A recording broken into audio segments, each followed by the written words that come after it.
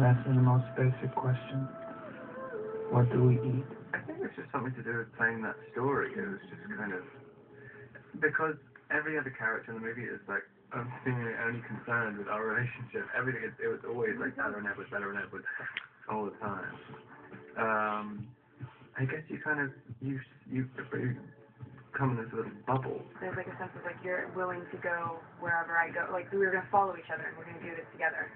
And that was always there. And we both really care about the movie a lot. And we felt like it was a really massive responsibility. How did you know?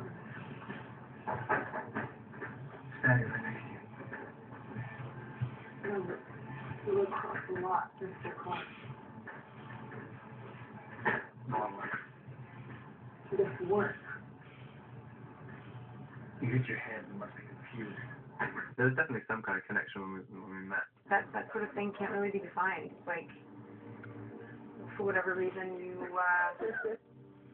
I don't know, you feel like you're really, like you see, not that you see something in the person that nobody else does, but it's just that when you do look at each other, that there's like a moment of like just clarity. There's just truth there. There's honesty. These two are both incredibly intelligent and, you know, complex people themselves, and they bring that to the screen. They're able to express that. Okay, well, let's say for argument's sake that I'm not smart. I can see what you're trying to put off, but I can see that it's just to keep people away from you. It's a risk. Can you tell me the truth? No, probably not. I'd rather hear your theory. I have considered radioactive spiders and kryptonite. It's all superhero stuff, right? You know, what if I'm not the hero? What if I'm the bad guy? You're not.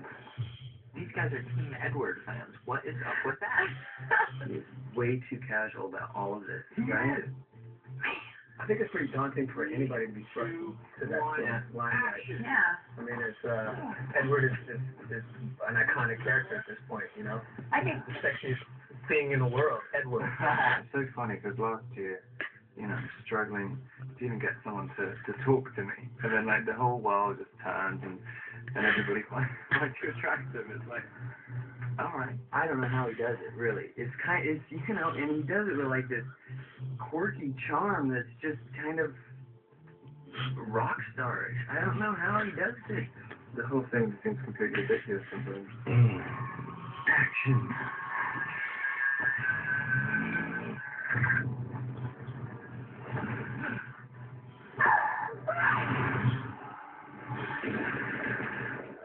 My favorite is the fight scene. It's amazing. I get to do so many stunts. So I got to do wire work. I got to ride the magic carpet, which is this crazy thing that makes you look like you're walking at 30 miles an hour, which is just everything you ever knew about gravity comes out the window with this thing. Personally, I love playing the bad guys. I mean, if I had a choice, I'd always go with the bad guys. I feel like they have, I don't know, they're just more to grasp onto. Help to avenge you! Help!